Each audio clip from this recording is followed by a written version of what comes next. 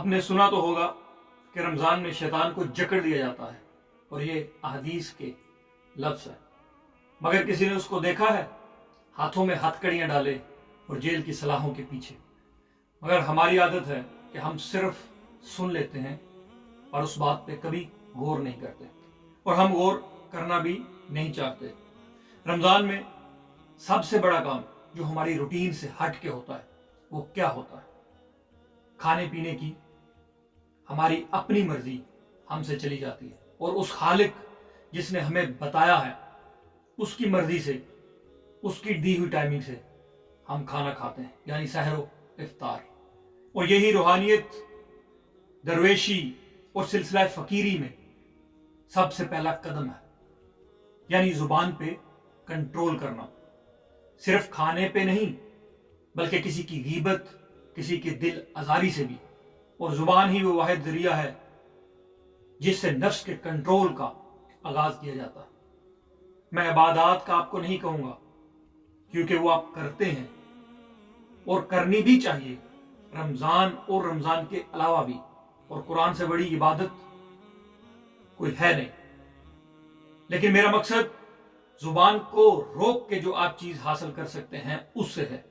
اور زبان کو روکنے کا سب سے اچھا اور بہترین ٹائم رمضان المبارک ہے۔ زبان کا کنٹرول ہماری سوچ کو نکھارتا ہے۔ جب زبان کی روٹین ٹوٹتی ہے تو ہمارے دماغ کی، یعنی اس کی سوچوں کی بھی روٹین ٹوٹتی ہے، اور روٹین سے ہٹ کے کچھ سوچنے اور سمجھنے کا موقع ملتا ہے۔ آپ جانتے ہو، مگر میں پھر بھی آپ کو یاد دلانے کے لیے عرض کر دوں کہ یہ روزہ کسی غریب کی بھوک ہمیں یاد تو دلاتا ہی ہے کہ اس غریب کی طرف بھی آپ تھوڑی سی توجہ کریں، مگر یہ روزہ صرف زبان کا نہیں، کان کا، آنکھ کا، ہاتھ کا، بلکہ جسم کے ہر اعضاء کا ہوتا ہے۔ تو میری پہلی بات کہ شیطان کو کسی نے دیکھا ہے ہتھ کڑی لگائی یا سلاخوں کے پیچھے، تو میں عرض کر دوں کہ اگر آپ شیطان کو ہتھ کڑی لگانا اور سلاخوں کے پیچھے دیکھنا چاہتے ہو، جو کہ رمضان کے علاوہ بھی پورا سال آپ کو فائدہ دیں گی،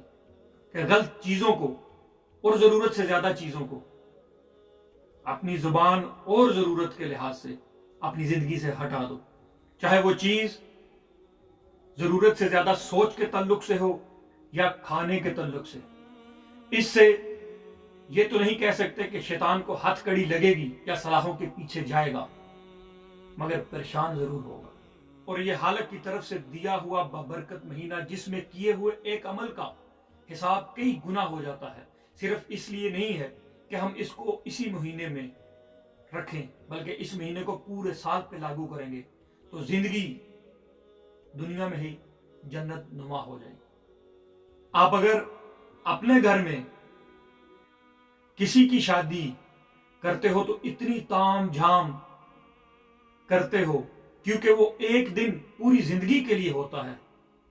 اسی طرح یہ مہینہ رمضان کا حالق نے جو اس کے لیے اتنا تام جھام اور حالق نے جو اس میں اتنی برکتیں ڈالی ہیں، وہ اسی لیے ہے کہ ہم اس کی امپورٹنس، اس کی ضرورت کو سمجھیں اور اس کو اپنی زندگی کے دوسری حصوں پر بھی لاگو کریں، کیونکہ کنٹرول کرنے سے ہی کچھ ملتا ہے۔ تو بات کرنے کا سارا مقصد یہی تھا کہ شیطان کو روکنے کا بندوبست حالق نے ہمارے ہی اندر کر دیا ہے۔ ہم اپنے آپ کو روکیں گے تو شیطان آٹومیٹک رک جائے گا، ورنہ تمام زندگی اسی کشمکش میں گزر جائے گی کہ ہم سے شیطان نے یہ کروایا، ہم سے شیطان نے وہ کروایا۔ اور ہم جسم کی صفائی پانی سے اس کو صاف کر کے تو کر لیتے ہیں، مگر اس کو اگر پاکیزہ کرنا ہے جسم کو، تو اس کو اس کے مطابق اور ضرورت کے لحاظ سے چیزیں مہیا کرنی پڑیں گی۔ ٹھیک اسی طرح روح کی صفائی اور پاکیزگی بھی ہے، لیکن ابھی ادھر ہی آپ سے خدا حافظ کہوں گا،